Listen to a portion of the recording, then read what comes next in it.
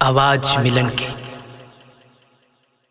इस संकट में गांव का दर्द अपने बच्चों के लिए। मैं गांव हूं, मैं वही गांव हूं जिस पर यह आरोप है कि यहां रहोगे तो भूखे मर जाओगे। मैं वही गांव हूं जिस पर आरोप है कि यहां शिक्षा रहती है। मैं वही गांव हूं जिस पर असभ्यता और जाहिल गंवार का भी आरोप है। हाँ, मैं वही गांव जिस पर आरोप लगाकर मेरे ही बच्चे मुझे छोड़कर दूर बड़े बड़े शहरों में चले गए। जब मेरे बच्चे मुझे छोड़कर जाते हैं तो मैं रात भर सिसक सिसक कर रोता हूं। फिर भी मरा नहीं।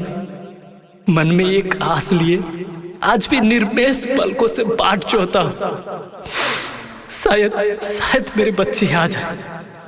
देखने की ललक में कई बार तो रात से सुबह कब हो जाती है पता ही नहीं चलता।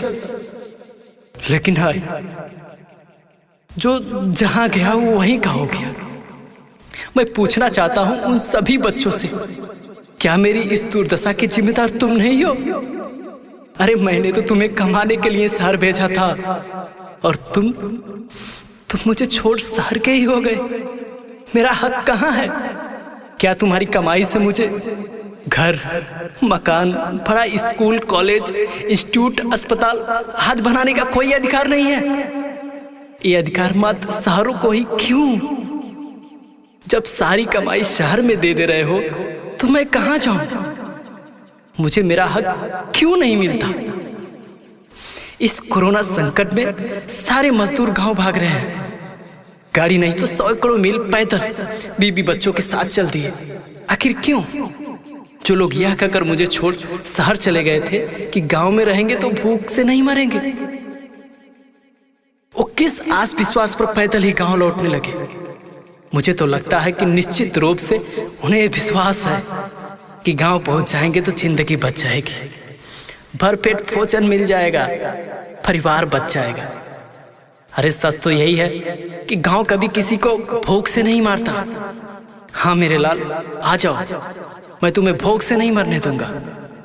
आओ, मुझे फिर से सजाओ, मेरी गोद में फिर से चौपाल लगाओ, मेरे आंगन में। मुझे पता है वो तो आ जाएंगे जिन्हें मुझसे प्यार है, लेकिन वो क्यों आएंगे जो शहर की चौकाचौंध में विलीन हो गए, वहीं घर बना लिए, सारे पर्व, त्योहार, संस्कार वहीं से करते हैं। मुझे बुलाना तो दूर, पूछते तक नहीं आजकल। लगता है अब मेरा उन पर कोई अधिकार ही नहीं। अरे अधिक नहीं तो कम से कम होली दिवाली में ही आ जाते तो दर्द कम हो जाता मेरा। सारे संस्कारों पर तो मेरा अधिकार होता ही नहीं। कम से कम मुंडन, जनेऊ, शादी और अंत्येष्टि तो मेरी गोद में कर लेते। मैं इसलिए नहीं कह रहा हूं कि यह केवल मेरी इच्छा है, यह मेरी आवश्यकता भी है। मेरे गरीब बच्चे जो रोजी रोटी की तलाश में मुझसे दूर चले जाते हैं, उन्हें यही रोजगार मिल जाएगा। फिर कोई महामारी आने पर उन्हें सैकड़ों मील पैदल नहीं भागना पड़ेगा। मैं आत्मनिर्भर बनाना चाहता हूं। अपने बच्चों को शहरों की अपेक्षा उत्तम शिक्षित और संस्कारित कर सकता हूं। मैं बहुतों को यही रोजी रोटी दे सकता हूं, क्योंकि मैं गांव हूं। मैं तनाव भी कम करने का कारागार उपाय हूं। मैं प्रकृति के गोद में जीने का प्रबंध भी कर सकता हूं। मैं सब कुछ कर सकता हूं, सब कुछ कर सकता हूं मेरे लाल। बस तू समय समय पर आ जाया कर मेरे पास। अपने बीवी बच्चों को मेरी गोद में डालकर निश्चिंत हो। दुनिया की कृत्रिमता को त्याग दे। फ्रिज का नहीं, घड़े का पानी पी। त्योहारों समारोह में पत्तलों में खाने और कुल्हड़ों में पीने की आदत डाल। अपने मोची के जूते और दर्जी के सिले कपड़े पर इतराने की आदत डाल।